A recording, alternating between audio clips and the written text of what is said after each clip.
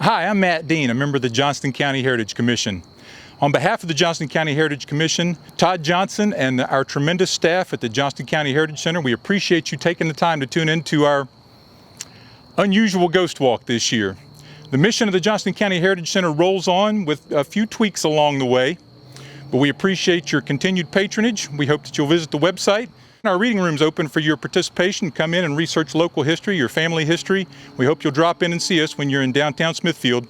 Make sure to remember your mask. Happy Halloween 2020.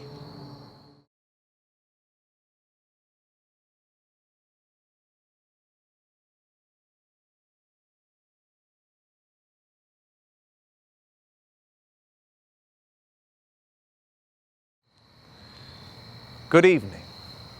My name is Tom Bingham, and I'm standing here in Smithfield's old Riverside Cemetery, next to the spot where my mortal remains were planted in the year 1908, beside those of my dear wife Betty and our lovely daughter Callie.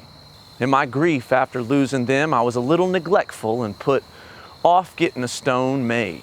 Next thing I knew, I got a nasty old carbuncle, and by the time they had got me to Rex Hospital, I was crossing over to the great beyond. With today's medicine, I hear I might have lived to a ripe old age. We were pretty much forgotten about as time passed. That's what happens, you know. But I hear some of my kinfolk whom I never even knew, and some nice folks in a little town I helped start down the road, they have decided to put up a monument. That little town is called Garner. And I hear it's not so little anymore. Needless to say, I am grateful and I am humbled. When I was in my prime way back in the 19th century, I didn't think of myself as a history maker, but I expect I was. All of us are in some way or another, don't you think? I mean, what kind of history we make is up to each one of us.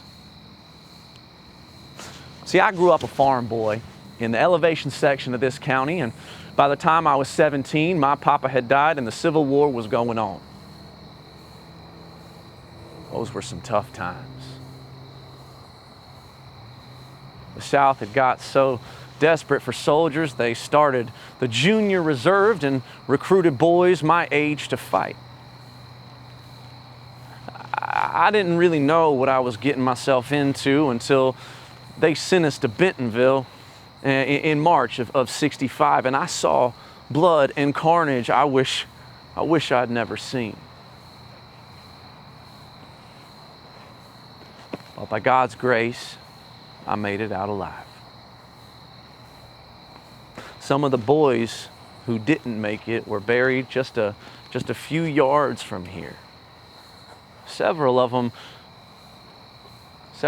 are unknown soldiers. You know, it's sad to think that their kin never even knew what happened to them or where they were buried. See, my company was a half-starved, barefoot, ragtag bunch of rebels. And when we marched through Raleigh, and some of us got captured by the enemy, see, blue uniforms were everywhere, and there were huge lots with mules and horses there they had stole from farms all over Johnston County and Wake County and all the other counties, and they had them pinned up. Then news came that President Lincoln had been assassinated. We thought for sure the Yanks would reduce the whole city of Raleigh to ashes. You know, in fact, that's what they kept saying. We kept hearing them promise to do that. But thank God, cool heads prevailed. Raleigh was spared the terrible wrath that General Sherman had inflicted on the capital of South Carolina. You know, Raleigh had lots of businesses after the war. The Union Army occupied the city for another 5 years or so after that, and, you know, they had to be fed. So my brother Ben, he got off the farm, and he went into the grocery business in Raleigh. Later, I followed him. I soon met my sweetheart, Betty Ligon. And we were married in 1875. Her folks lived in St. Mary's Township, big farming community along the North Carolina Railroad, and that's where we settled. We picked a spot where there was a wood and water station for the steam locomotives, and you know, those locomotives that pulled the train, and I had learned to make wagons. You know, the kind that used to hitch to a horse or a mule. So I practiced my trade, and I also joined up with Tom Bennett in the general merchandising and liquor business. We thought there ought to be a post office between Auburn and Raleigh. So I filled out the papers and set up a post office in the storehouse, and we hoped it might bring some more customers. But I put down my name, Garner's Station. Garner, you may not know, is another word for storehouse. Pretty clever, don't you think? Yes, I named the post office and named myself the first postmaster. It seems hard to believe that I could do that with a few strokes of a pen on a sheet of paper, but those were simpler times.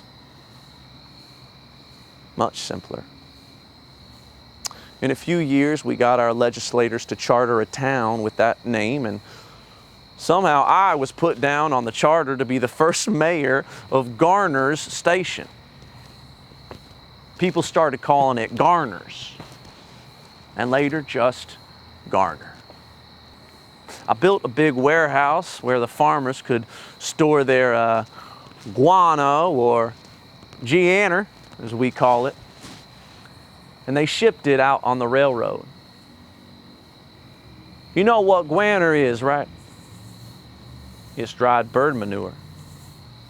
A lot of it came from South America and was sold in big bags as fertilizer for the crops. Farmers, they couldn't make a decent living without it. Things were going fine in Garner Station. Then I got a chance to leave the bird manure and become a salesman with Singer sewing machines. Betty and I, we took the children and we moved on down the railroad a few miles to Clayton, and later on I lived in Smithfield and Benson and Middlesex, wherever the opportunities were, really. I became known as the sewing machine man. I was real popular with the women. Well, you know what I mean. In the old days, all the sewing had to be done by hand. And the smiles I saw on the ladies' faces every time I talked their manfolk into ordering a new Singer machine was, well, priceless. Just priceless. Variety is the spice of life. That was my motto. I was a farmer, a soldier, a wagon maker, a blacksmith, woodworker, general merchant, warehouse house operator, sewing machine salesman, life insurance salesman, and timber buyer. I never made a fortune, but I was a rich man in many ways. It's funny, my obituary in the Raleigh paper said nothing much about me being the founder of Garner, but it did say I was deaf and dumb. Huh. I hear nowadays that's called fake news. Maybe I wasn't always the best listener, but I sure could talk just about anybody into buying a sewing machine. Anyway, some of my family fussed, and in the new edition, they set the record straight. I'll give them credit for that. I thank you for listening to my story. And I wish you all a very pleasant evening.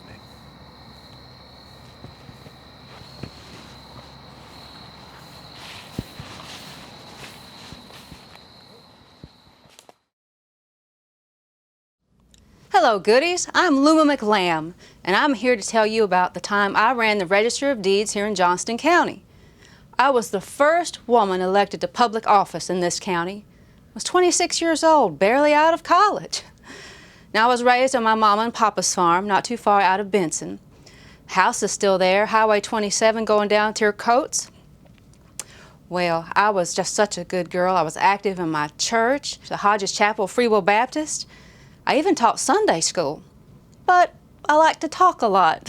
My family said that talking was my favorite hobby. Well, I was a little ambitious too. Not many women from Johnston County got to go to college back in the 20s, but I wanted to go.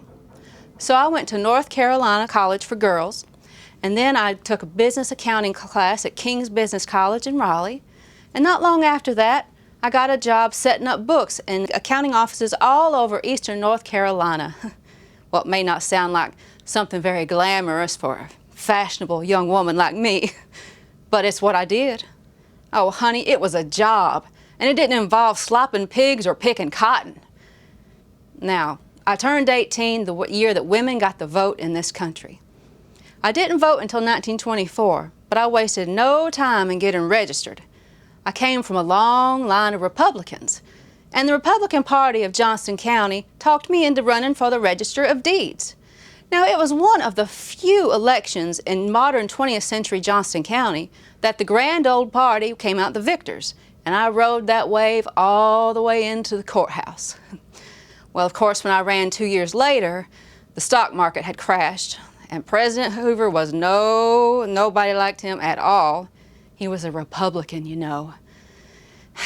So there went my illustrious political career, only 2 years.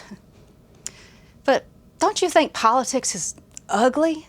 I remember all those nasty things that the leaders were saying to each other. Oh, it was just terrible. So I decided when I was elected, I was just going to do my job and I was going to get along with everybody.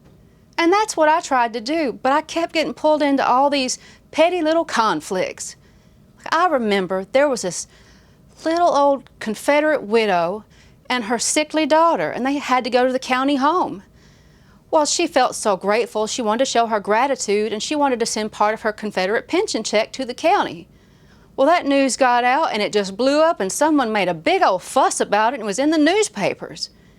And then there was this other time, this councilman came to my office here at the Register of Deeds. All my staff had gone out to lunch, and he just raged in and threw a stack of paychecks at me. Now, I may not have mentioned, but I was the clerk of court for the county commissioners, and the board had decided at that time to decrease salaries by 10%. Now, I didn't blame this gentleman for being upset, but when he used a cuss word to refer to the county commissioners, well, a lady came in at that point in time, and wouldn't you know it, it was suddenly all in the newspapers again. It's just so ugly. Can you believe all that crazy wasted ink for one little bitty cuss word? Well, controversies aside, when I left the Register of Deeds, I was very happy about the job that I had performed. I was also very happy about the typewritten index system that we're using to make it easier to find land records. Yes, I hope the folks of Johnston County didn't find that I was wasted with my $275 a month salary. That may not sound like a lot, but in the 20s, that was very good. And it helped me stay fashionable. You know, that's important to a girl to stay fashionable, don't you think? Well, about a year after I left office, I got married, and I moved to Richmond, Virginia, where I spent the rest of my years. But I always loved coming back home to Benson. Family and home, there's just nothing like that. Don't you agree? Well, I'll be off now. See you later.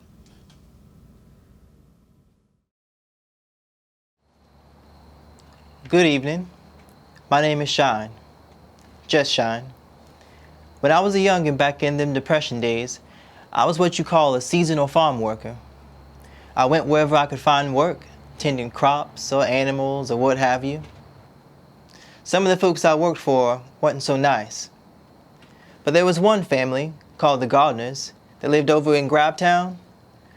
They were some of the nicest folks I ever worked for.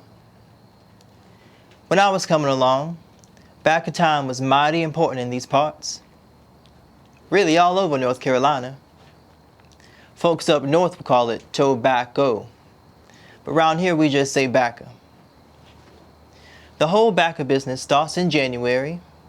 Seed beds are made and planted and tended and loved till about the end of May or June. Then the plants were moved to the field. Mules were hitched to a contraption that pulled you along. You had a box of plants and a wooden stake. And the contraption pulled you on slowly. You put a hole in the ground with the wooden stake, and you put a tiny plant in the ground where the hole was. And someone comes along behind you and covers up the roots with the hoe. Always knew when bacca putting in time was. So I made my way over to the gardener's house. I was always welcome at the gardener's. They let me stay in the house and eat at the table. I was treated better than I was at my own home, because it was hard at home. But Mommy and Pappy didn't mind too much with me not being at home. It was one less mouth to feed. It was hard work. You had to get up before the sun and go down after the sun. Morning started at about 4 or so. You get up, put on your clothes, and out you go. I would round up the mules and get them ready for Mr. Gardner to hitch them to the sled. Then it was out to the bacca patch. You crowd bacca by leaning down and grabbing the lowest round of leaves on the stalk. You tuck them up under your arm with the broke-off end pointing to the outside. And when you had as much as you can carry up under your arm, you took all the leaves and you laid them out on the bed. Then the stringers would come around, take about 3 or 4, and string them on a bacca stick. Normally, we'd work for about 2 hours or so, and Mr. Gardner would holler for us to hold up. We would go inside and eat breakfast. Best thing I ever had was Miss Gardner's bacon, biscuits, and eggs. She always had blackstrap molasses to put on the biscuits, and sometimes she would have country ham or red-eye gravy. I could taste it right now. After breakfast, we would go out and work some more until the afternoon when they rang the bell for dinner time. We would go inside and have a real good dinner because Miss Gardner made it. Now, on some farms, segregation was very strict. The white folks ate at the table on the inside, the black folks ate on the back porch or out on the tree in the yard. All that segregation didn't matter that much to the gardeners. They just made sure we was fed real good so we can get back out there and crop that bacca. After we take a little nap, we'd go out back into the yard and work some more. Now, if you had to take out a barn before you went cropping, you had to wake up real early in the morning. You wake up about 3 or so, you throw on your clothes after stumbling in the dark, and out you go. Taking out a barn is the opposite of putting in. Putting in the barn means taking those stalks and the sticks of bacca and hoisting them into the rafters through the barn. You lay them out neatly so they could cure, which means to dry. Pretty and neatly, like matches in a matchbox. Now, taking them out was the exact opposite. Taking them out means you go on the lowest rack, you pull those sticks full of sweet smelling gold leaves, and you hand them over to Mr. Gardner, who would lay him on his bed. Now, you made sure not to drop any of that bacca, because if the bacca got dirty, then the buyers over at the auction house wouldn't pay top dollar for dirty bacca. When I wasn't cropping bacca, I was always playing around and getting into all kinds of mischief with Ava and Al. They were the children in the Gardner family that were about my age. We played in the sawdust pile, climbed trees, climbed the water tower over at Broadgen School. We played marbles, played ball, went fishing, went to the store to buy penny candy. Them were the good old days. Sometimes I thought they were tough, but looking back, I realized those were some good days. They weren't as bad as I thought. Thank you for listening to my story. Hope you have a good evening and a nice harvest.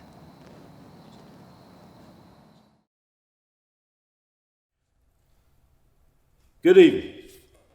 I am W.R. Collins. My dear wife Alice and I have been called back to this old gymnasium of Johnston County Training School, JCTS, to talk about some of our experiences when I was principal there from 1929 to 1964.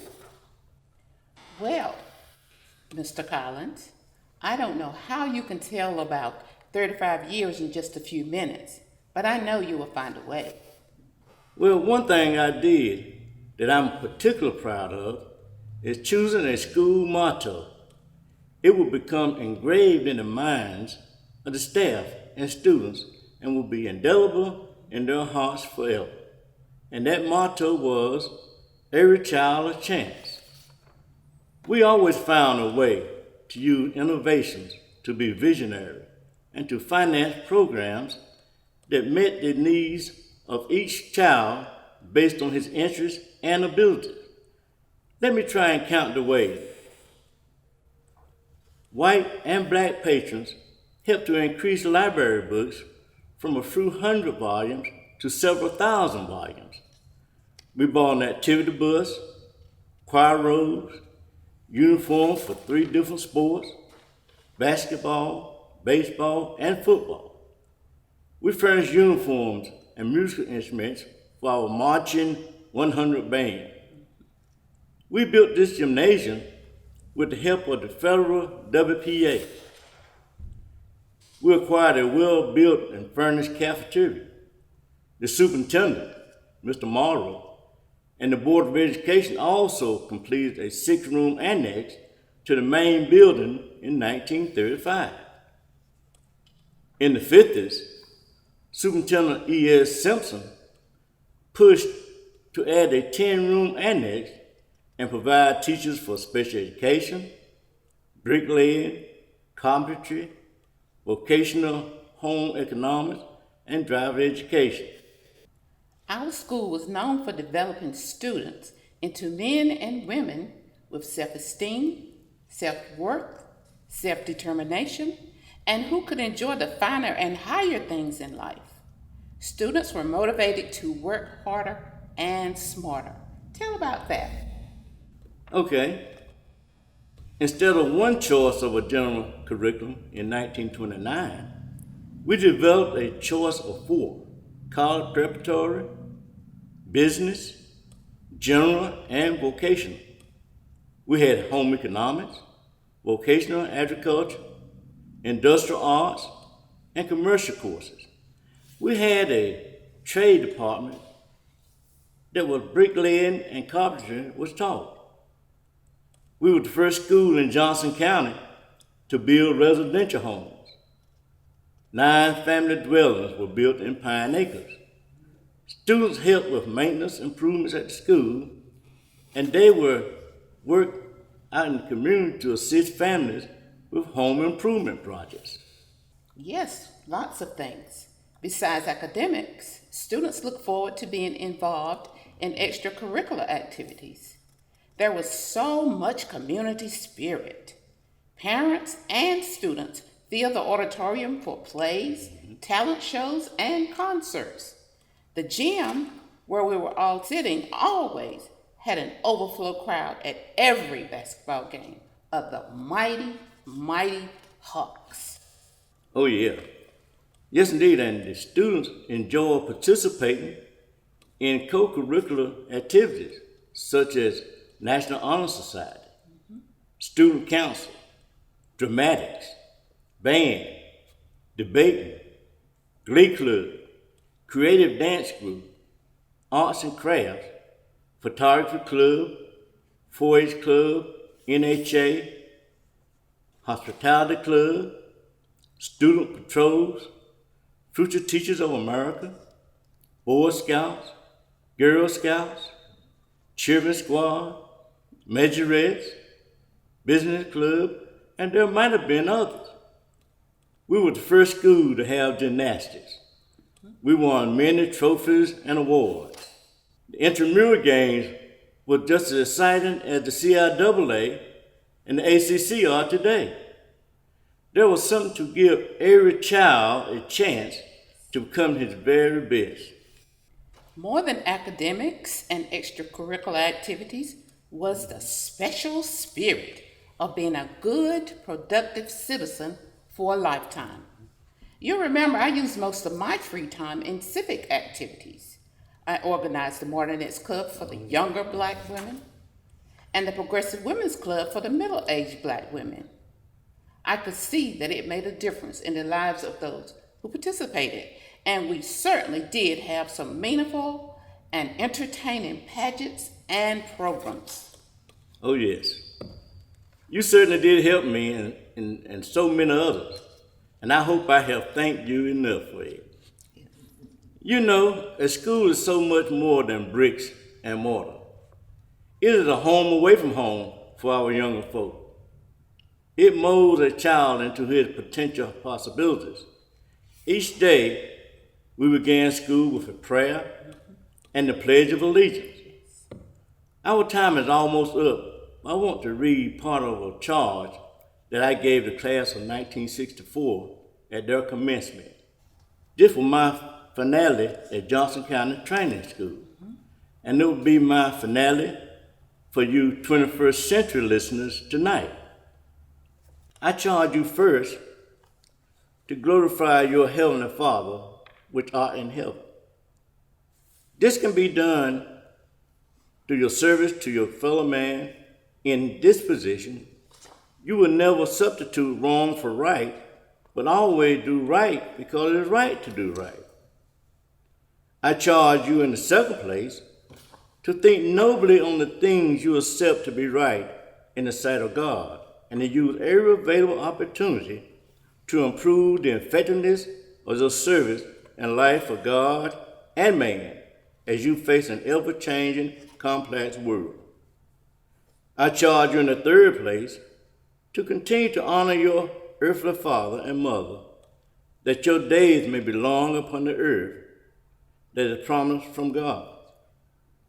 I charge you in the fourth place to be firm, positive, dignified, constrained, and determined in your pursuit of your daily tasks. Do your job well, whatever the job may be. I charge you in the fifth place to be determined to do the right in the world as God directs you. And you will not only be a credit to yourself and people, but also you will be an ambassador for the righteousness in this world. Your light will show others the right way.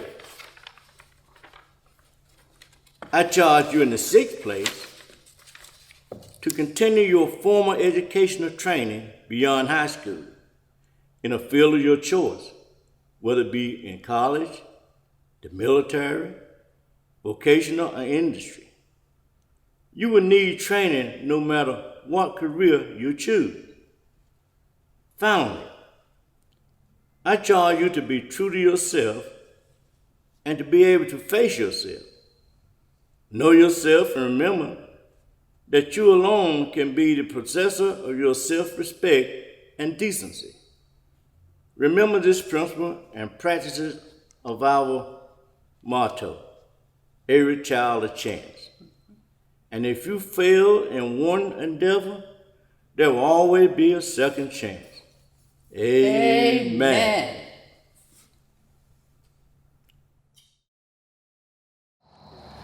My name is Aaron Lee. In my day, I was known as a bit of a character, an eccentric, if you will, as I was a lifelong bachelor. Folks said I was too busy in my studies and book learning to ever take a wife. I had a bent for chemistry and the hard sciences and spent my time so engaged. I lived near the Meta community on a farm above Mill Creek that had been in my family for many, many years. I made a living there, tending crops and breeding fine horses. There used to be an old wooden bridge over Mill Creek, and it was known as Lee's Bridge, named for my family. I also cultivated a reputation as a storyteller, a spinner of yarns. I found a single man that had the ability to entertain, generated many invitations on a Sunday dinner and festive occasions that helped keep me well fed. One of my favorite stories involved the aforementioned bridge below my home. You see, that bridge had a reputation of its own. The story included a bridge, a murder, a wretched, terrible ghost. It would put a good scare in the young'uns and pack them off to bed early to hide under the covers. I would say that it was a story that I was best known for, and I've written it down here so I could recall just for you every last detail. Back in the day, the forest, the swamps, and the creek bottoms were much thicker with vegetation growth and underbrush than they have here today. It was also much darker on any given night, most anything you have on any occasion to experience in your modern world. On the darkest and most still of nights, in these deep wooded places, a luminous fog of gases would form. Orbs of light would slowly ascend until they would dissipate into the treetops. At least that's what these orbs would do in most places. On rainy nights deep in the bottom along Mill Creek, a more spectacular event would transpire. Occasionally, these glowing balls of light would arise straight through the treetops, then fall slowly back to earth in the fields on either side of the road, where it would bounce between the stumps and brushes of the edge of the woods, as if it had a mind of its own. Now, there was numerous attempts to explain this phenomenon, but my daddy and older men in the area knew what it was. They called it the lights of Lynch's ghost. Before my family settled in this area of the country, a hard and bitter man named Lynch held the land along the creek at the bridge. This Lynch possessed a few of the most pitiful slaves there ever was. He was a cruel tyrant and lashed these unfed souls with regularity and vigor. One day, Lynch set a slave named Squire to work in the cornfield next to the creek. Lynch was of a particular foul temper this day and could not be pleased despite the slave's best efforts. A last old Squire could take no more, and in an instant split Lynch's head with the grappling hoe in his hand. Now, in fear of his own life, the slave quickly and carefully concealed the body of his master in a hole below the bridge. The body was never found, and old Squire held his secret close throughout his life. Strange things began to occur in the dark of night on the bridge. Travelers reported the most horrible din of chains dangling at the first touch of their foot upon the bridge. One man reported his walking stick being yanked from his hand as he strode upon the bridge, only to be returned at the far side. Frequently, the most reliable torchlights would be instantly snuffed out upon the bridge and quickly rekindled as the bearer stepped off the bank of the creek. The bridge earned a reputation far and wide for these haunts. Having heard these stories for many and many more years, I set out to dispel these notions and uncover the truth of the bridge. I set out one fall afternoon for a long ride on my best mare in the direction of Newton Grove, knowing the return ride would find me crossing the bridge late on one of the darkest nights of the year. The entire journey was quite pleasant for the horse and rider until we neared home and started a canter down the hill toward the bridge. A stiff and cold wind blew from the woods, and Molly slowly, as if burdened with an unimaginable weight.